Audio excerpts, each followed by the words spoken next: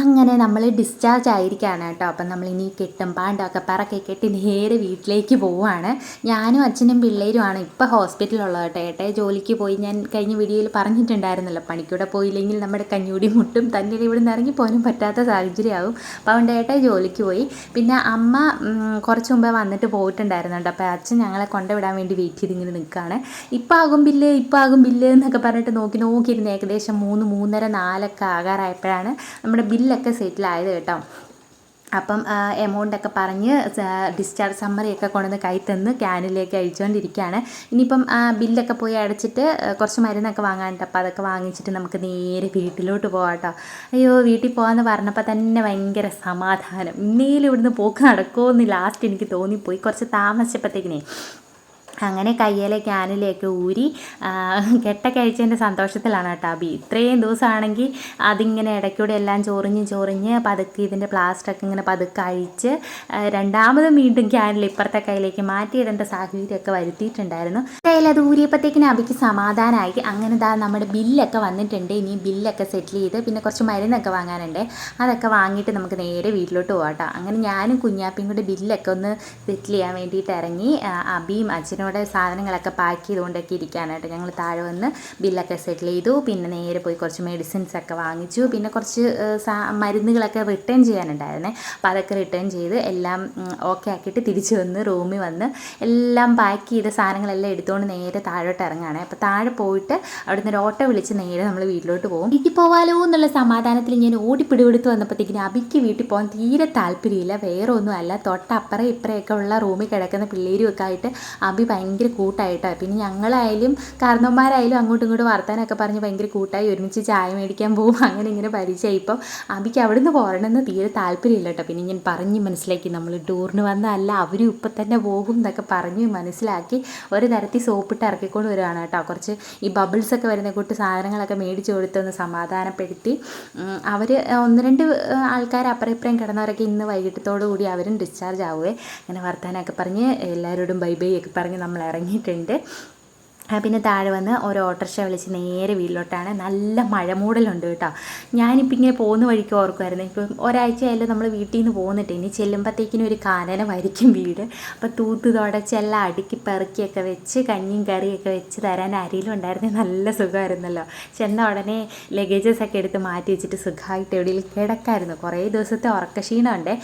നമ്മൾ റൂമൊക്കെ എടുത്താണ് കിടന്നത്. ഉറങ്ങാനൊക്കെ ഉള്ള സൗകര്യങ്ങളൊക്കെ ഉണ്ടെങ്കിലും ഈ ട്രിപ്പൊക്കെ ഉള്ളതുകൊണ്ട് രാത്രി സിസ്റ്റർമാർ വന്ന് ഇങ്ങനെ നോക്കിയും പിന്നെ അവർ വരും, ട്രിപ്പ് നോക്കും, ക്യാൻഡിൽ നോക്കും, പിന്നെ ഇടയ്ക്ക് ഇഞ്ചക്ഷൻ അങ്ങനെയൊക്കെ ആയതുകൊണ്ട് നമ്മുടെ ഉറക്കം അങ്ങ് ശരിയാകുന്നില്ലായിരുന്നു. വീട്ടിൽ വന്നിട്ട് വേണം ഒന്ന് സമാധാനമായിട്ട് ഉറങ്ങാൻ ഓർത്താണ് കേട്ടോ വരുന്നത്. പിന്നെ ഒരു ചുമട്ട് തുണിയുണ്ട് കഴുകാനുള്ളതെല്ലാം. ഇതൊക്കെ ഞാൻ എപ്പോൾ അലക്കി തീരുമെന്ന് ഞാനിങ്ങനെ ആലോചിച്ചുകൊണ്ടിരിക്കുകയായിരുന്നു. അലക്കുന്നത് കുഴപ്പമില്ല, ഉണക്കുന്നതാണ് പാട്. ഇപ്പോൾ ഉച്ച കഴിഞ്ഞെല്ലാം മഴയൊക്കെ ആയതുകൊണ്ടേ ചുമട്ട് കണക്കിന് തുണിയാണ്. ഇങ്ങനെ അകത്ത് കെട്ടാനുള്ള സൗകര്യവും കുറവാണ്. അപ്പോൾ എങ്ങനെ ഉണക്കും എന്നൊക്കെ ഉള്ളതാണ് എൻ്റെ ചിന്ത. അപ്പോൾ ഒരു ശരാശരി വീട്ടമ്മയുടെ ചിന്തകൾ അതൊക്കെ ആയിരിക്കുമല്ലോ.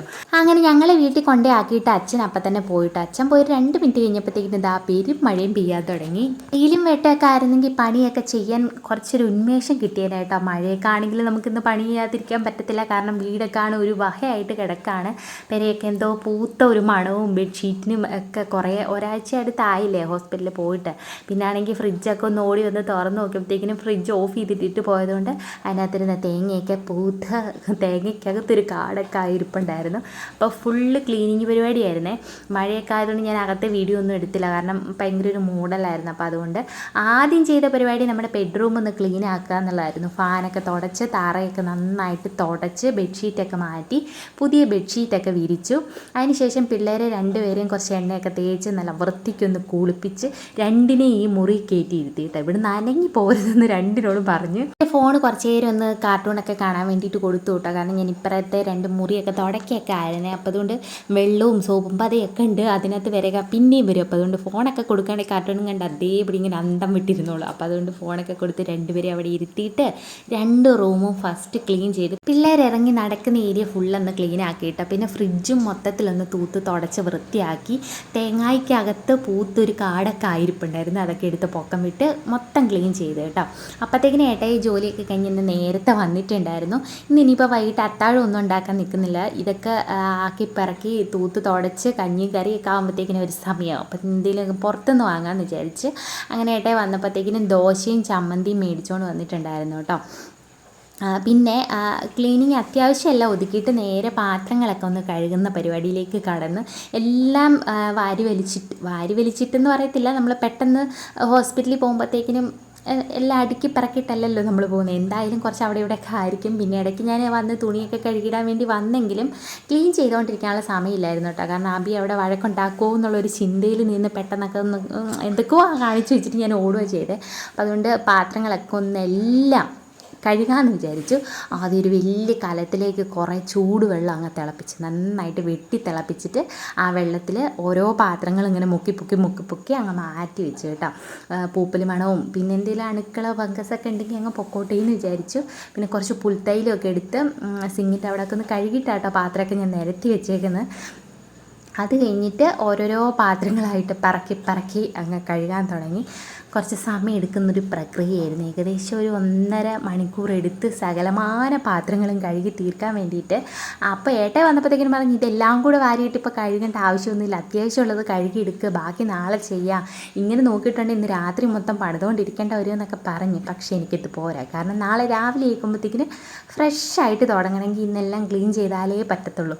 അതുതന്നെയല്ല, എനിക്കിങ്ങനെ എവിടെയെങ്കിലും എന്തെങ്കിലുമൊക്കെ ചെയ്യാനുണ്ടെങ്കിൽ എനിക്കൊരു ഇങ്ങനെ അതെന്തോ ഒരു വൃത്തിയാകാത്ത പോണക്കത്തെ ഒരു തോന്നലൊക്കെ ഉള്ള പ്രശ്നങ്ങളൊക്കെ ഉണ്ട്. അപ്പോൾ അതുകൊണ്ട് ഞാൻ എല്ലാം ക്ലീനാക്കി പിറക്കി വെച്ചേക്കാം എന്ന് വിചാരിച്ചു. പിന്നെ അത് മാത്രമല്ല കേട്ടോ, എവിടെയെങ്കിലുമൊക്കെ കുറച്ച് വൃത്തിഹീനമായിട്ട് കിടപ്പുണ്ടെങ്കിൽ എൻ്റെ മനസ്സിലൊരു ചിന്തയാണ് അവിടുന്ന് അണുക്കൾ ഞൊളഞ്ഞ് കയറി വരും എന്നൊക്കെ ഉള്ളൊരു ചിന്തയുള്ള ആളാണ്. അപ്പോൾ അതുകൊണ്ട് എനിക്ക് ഫുള്ള് വൃത്തിയായി കിടക്കണം. പ്രത്യേകിച്ച് നമ്മൾ ഭക്ഷണം ഉണ്ടാക്കുന്ന ഏരിയ എപ്പോഴും നീറ്റ് ആൻഡ് ക്ലീൻ ആയിട്ട് കിടക്കണം. ഇനിയിപ്പോൾ അഥവാ രാത്രിയൊക്കെ നമ്മൾ ക്ലീൻ ചെയ്യാതൊക്കെ കിടന്നാലും രാവിലെ ആയിട്ട് എങ്ങനെ പോലും ഫുള്ള് ക്ലീൻ ആക്കുന്ന ഒരാളാണ് കേട്ടോ. അപ്പോൾ അതുകൊണ്ട് ഞാൻ കുത്തിപ്പിടിച്ചിരുന്ന് മൊത്തം കഴുകാൻ തീരുമാനിച്ചു. അങ്ങനെ പാത്രങ്ങൾ ഏകദേശം തീരാറായിട്ടുണ്ട്. കുറച്ചുകൂടെ ഉള്ളൂ കേട്ടോ, വേഗം കഴുകി മാറ്റാം.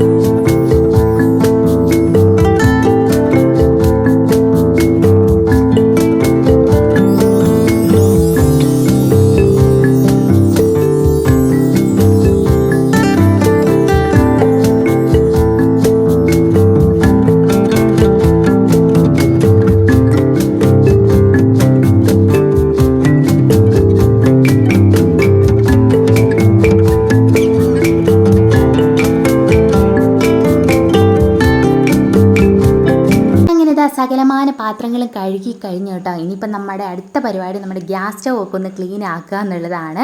അവിടെ എല്ലാം ഒന്ന് ക്ലീൻ ആക്കി ബർത്തൊക്കെ കുറച്ച് പുൽത്തൈലമൊക്കെ ഒഴിച്ച് നന്നായിട്ട് തൂത്ത് തുടച്ച് തേച്ചരച്ച് ആദ്യം കഴുകിയതിന് ശേഷം കുറച്ച് പുൽത്തൈലം ഇട്ട് ഒന്ന് തൂത്തു. അങ്ങനെ മൊത്തത്തിൽ ബർത്തും എല്ലാം ഒന്ന് ക്ലീൻ ആക്കിയിട്ടുണ്ട്. ഇപ്പം അടുക്കളയിലെ തറയും കൂടി ഒന്ന് തുടയ്ക്കാനുണ്ട് കേട്ടോ. നമ്മൾ പൊടിയൊക്കെ വെക്കുന്ന ബർത്തില്ലേ, അവിടെ എല്ലാം ക്ലീൻ ആക്കി. കാര്യം ഒരു 3-4 ദിവസം വീട്ടിൽ നിന്ന് മാറി നിന്നുള്ളെങ്കിലും തിരിച്ച് വന്നു കഴിഞ്ഞപ്പോഴത്തേക്കിനും ഒരാൾതാമസം ഇല്ലാത്ത വീട് പോലെ കേട്ടോ. ഒരൊച്ചയില്ല, അനക്കമില്ല, പിന്നെന്തോ ഒരു പൂപ്പൽ മണമൊക്കെ കയറി എന്തോ പോലെ എനിക്കൊരു ഫീലിംഗ് കേട്ടോ. എന്തൊക്കെയാണെന്ന് പറഞ്ഞാലും വീട്ടിൽ കുറച്ച് ഒച്ചയും ബഹളവും ആൾതാമസമൊക്കെ ഉണ്ടെങ്കിലാണ് വീടിന് തന്നെ ഒരു ഐശ്വര്യമുള്ളൂ കേട്ടോ. ആളനൊക്കെ ഇല്ലാതെ കിടന്ന എന്തോ പോണക്കാണ്, ഭയങ്കര ഒരു നെഗറ്റീവ് എനർജി എന്ന് വേണമെങ്കിൽ പറയാം. അപ്പം എല്ലാം ഒന്ന് ക്ലീനാക്കി പറക്കി കുറച്ച് ഒച്ചയും ആയി കഴിഞ്ഞപ്പോഴത്തേക്കിനും വീട് ഉണർന്നിട്ടുണ്ട് കേട്ടോ. അങ്ങനെ പാത്രങ്ങളൊക്കെ കഴുകി എല്ലാം ഒന്ന് ഓടലാക്കി വെക്കുകയാണ്. ഗ്ലാസ്സുകൾ ഒരു സെക്ഷൻ, സ്പൂണുകൾ ഒരു സെക്ഷൻ, പിന്നെ വലിയ വലിയ പാത്രങ്ങൾ ഒരു സെക്ഷൻ, പ്ലേറ്റുകൾ ഒരു സെക്ഷൻ, നമ്മുടെ റൈസ് കുക്കറും അടക്കം ഫുള്ള് ക്ലീനാക്കി തുടച്ച് അങ്ങനെ കിച്ചൺ ഡ്യൂട്ടീസ് എല്ലാം കഴിഞ്ഞ് നമ്മുടെ ഫ്രിഡ്ജും ക്ലീനാക്കി അതിനകത്തിരുന്ന് പച്ചക്കറികളും സാധനങ്ങളും എല്ലാം പൂത്തതും എല്ലാം എടുത്ത് പൊക്കം വിട്ട് കേട്ടോ. ഇനി പുതിയതായിട്ട് വാങ്ങിച്ചതെല്ലാം ഫില്ല് ചെയ്യണം. അത് കുറച്ച് കഴിഞ്ഞിട്ടേ ഉള്ളൂ. ക്ലീനിങ് എല്ലാം കഴിഞ്ഞ് നമ്മൾ പച്ചക്കറിയൊക്കെ ഇട്ട് വെക്കുന്ന പാത്രം ഉണ്ടല്ലോ, അതെല്ലാം തേച്ചരച്ച് കഴുകി കമത്തി വെച്ചേക്കാണ്. അതപ്പോൾ ഉണങ്ങിയിട്ട് വേണം അതിനകത്തേക്ക് എടുത്ത് വെക്കാൻ. അതിന് ശേഷം വന്നിട്ട് തറയും കൂടെ ഒന്ന് തുടച്ച് അങ്ങനെ ക്ലീനിങ് പരിപാടിയെല്ലാം കഴിഞ്ഞ് അപ്പോഴും ഞാൻ നോക്കിയപ്പോഴത്തേക്കിനും ഇതാ പൈപ്പ് ഷീന്ന് ചീറ്റുന്നു. ചെന്ന് നോക്കിയപ്പം ദാ വെള്ളം വരുന്നുണ്ട് കേട്ടോ. രാത്രിയിലാണ് വെള്ളം വന്നത്. പിന്നെ കൈയോടെ തുണിയും കൂടെ കഴുകിയേക്കാം. ഇനിയിപ്പം നോക്കിയിരിക്കണ്ടല്ലോ, ഉള്ള വെള്ളത്തിൽ തുണി കഴുകിയിട്ട് ബാക്കിയുള്ള വെള്ളം ടാങ്കിലേക്ക് അടിച്ചിടുകയാണെങ്കിൽ ടാങ്കും ഫുള്ളായിട്ട് കിടന്നോളും. നാളത്തേന് നമുക്ക് രാവിലെ കൊണ്ട് തുണിയൊക്കെ അങ്ങ് വിരിച്ചിട്ടാൽ മാത്രം മതിയല്ലോ. അപ്പോൾ കൈയോടെ തുണിയും വാഷിംഗ് മെഷീനകത്തേക്ക് ഇട്ട് സോപ്പ് പൊടിയൊക്കെ ഇട്ട് കഴുകാൻ ഇട്ടിട്ടുണ്ട്. ഒരു ചുമടുണ്ട്. പിന്നെ അത്യാവശ്യം നല്ല തുണികളൊക്കെ നമ്മൾ ഇട്ടുകൊണ്ട് പോയതും അവിടെ നിന്നപ്പോൾ ഇട്ടൊക്കെ രാവിലെ തന്നെ കഴുകാം. ബാക്കി ഡെയിലി യൂസിന് നമ്മൾ മാറുന്ന ഡ്രസ്സുകളൊക്കെ ഉണ്ടല്ലോ, അപ്പോൾ അതെല്ലാം കൂടി ഞാൻ വാഷിംഗ് മെഷീനകത്തേക്ക് ഒരുമിച്ച് അങ്ങിട്ട് കേട്ടോ. എൻ്റെ കോലം കണ്ടാലേ എനിക്ക് പോലും സങ്കടം വരുന്നൊരു ലുക്കിലാണ്. മുടിയൊക്കെ പാറി പറന്ന് ഒരു ബസന്തിയായിട്ട് നിൽക്കുകയാണ്. അതുകൊണ്ട് ഞാൻ എന്നെ അധികം ക്യാമറ ഫോക്കസ് ചെയ്യുന്നില്ല. അങ്ങനെ ക്ലീനിങ് പരിപാടിയെല്ലാം കഴിഞ്ഞു. പിന്നെ മേടിച്ചുകൊണ്ടിരുന്ന പച്ചക്കറികളും പഴങ്ങളും ഒക്കെ ഒന്ന് എടുത്ത് പറക്കി വെച്ച് കൂടിനകത്ത് ഇരുന്ന് കഴിയുമ്പോഴത്തേക്കിനകത്ത് ആവിച്ച് ഒരു ഇതാവത്തില്ല. അപ്പോൾ അതുകൊണ്ടെല്ലാം മാറ്റി ഒന്ന് വൃത്തിയാക്കി വെച്ചിട്ടുണ്ട്. ഇനിയിപ്പം പാത്രങ്ങളൊക്കെ ഉണങ്ങി കഴിയുമ്പോൾ പറക്കി ഒന്ന് അടുക്കി പറക്കി വെക്കണം കേട്ടോ. അതാണ് നമ്മുടെ ദോശയും ചമ്മന്തിയും നമ്മൾ വെയിറ്റ് ചെയ്ത് ഇരിക്കുകയാണ്. കുളി കഴിഞ്ഞിട്ട് ഞാൻ കഴിക്കാമെന്ന് വിചാരിച്ചു. പിള്ളേർക്ക് നേരത്തെ കൊടുത്തേക്കാം. ആബിക്കാണെങ്കിൽ മരുന്നൊക്കെ ഉള്ളതല്ലേ, അപ്പോൾ അതുകൊണ്ട് നേരത്തെ കൊടുത്തേക്കാമെന്ന് വിചാരിച്ച് 2 പേർക്കും ഓരോ ദോശ എടുത്തിട്ടുണ്ട്. നിലവിൽ ഇത്രയും കഴിക്കാൻ സാധ്യതയുള്ളൂ. കുറച്ച് മുമ്പ് ചോറുണ്ടതേ ഉള്ളൂ കേട്ടോ. ചോറൊക്കെ ആകുന്നേ ഉള്ളായിരുന്നു. കുഞ്ഞാപ്പി ഇവിടെ കിടന്ന് ബഹളമായിരുന്നു, ചോറ് വേണം എന്ന് പറഞ്ഞിട്ട്. പിന്നെ നമ്മുടെ വീട്ടിൽ തൊട്ടപ്പുറയില്ലേ, അപ്പോൾ ഹസിനക്കട അവിടെ പോയി ചോറൊക്കെ വാങ്ങിച്ച് അവർ 2 പേര് ചോറൊക്കെ ഉണ്ട്. അപ്പോൾ വയറൊക്കെ നിറഞ്ഞാണ് ഇട്ടിരിക്കുന്നത്. പിന്നെ ഞാനൊരു ദോശ കൊടുത്തതെന്ന് മാത്രമേ ഉള്ളൂ. മേടിച്ചോണ്ട് നിന്നിട്ട് കൊടുക്കാതെ കിടത്തുന്നത് എങ്ങനെയാണെന്ന് വിചാരിച്ചിട്ട് അങ്ങനെ ചോറും കൊടുത്തു. ഏട്ടായി വന്നതേ കുളിയൊക്കെ കഴിഞ്ഞിട്ട് ആൾ കയറി കിടന്നു കേട്ടോ. കുറേ ദിവസത്തെ ഉറക്കമുണ്ട്, എന്തെങ്കിലും ഒന്ന് സമാധാനമായിട്ട് ഉറങ്ങണം എന്ന് പറഞ്ഞിട്ട് ഞാൻ പിന്നെ അവർക്ക് ഫുഡൊക്കെ കൊടുത്തിട്ട് വന്നിട്ട് കഴുകാനുള്ള തുണിയൊക്കെ കഴുകി വാഷിംഗ് മെഷീനിൽ നിന്ന് പിഴിഞ്ഞെടുത്ത് മാറ്റിക്കൊണ്ടിരിക്കുകയാണ്. ഒരു വലിയ ബക്കറ്റിന് 1 ബക്കറ്റ് തുണി ഉണ്ടായിരുന്നു. ഇനിയിപ്പോൾ നാളെ കുറച്ച് മാത്രമേ ഉള്ളൂ. അത് പിന്നെ ഞാൻ കുളിക്കുന്നതിന് മുമ്പ് കല്ലിൽ ഇങ്ങനെ കുത്തിപ്പിഴിഞ്ഞെടുത്താൽ മതി. വലിയ കാര്യമായിട്ടില്ല, നല്ല ഡ്രസ്സൊക്കെ ആണേ. അപ്പോൾ അത് കുറച്ച് നേരം സോപ്പ് പൊടിക്കകത്ത് കൂത്ത് വെച്ചിട്ടൊന്ന് പിഴിഞ്ഞ് കുത്തിപ്പിഴിഞ്ഞെടുക്കാനുള്ളതേ ഉള്ളൂ. പിന്നെ ആശുപത്രി കിടന്ന ഡ്രസ്സിൽ അധികം ചെളിയൊന്നുമില്ല, കാരണം നമ്മൾ റൂമിൽ നിന്ന് പുറത്തോട്ട് അങ്ങനെ പോകുന്നില്ല, വേർക്കുന്നില്ല. 24 hours ഫാനിൻ്റെ കീഴിലായിരുന്നു. പിന്നെ അങ്ങനെ വലിയ ചെളി പറ്റാനൊന്നും ഉള്ളതില്ല കേട്ടോ. അപ്പം അതുകൊണ്ട് വലിയ പണിയില്ല രാവിലെ. അപ്പം അത്യാവശ്യം നല്ല പാടുള്ള തുണികളൊക്കെ വാഷിംഗ് മെഷീനിൽ കഴുകി എടുത്തിട്ടുണ്ട്.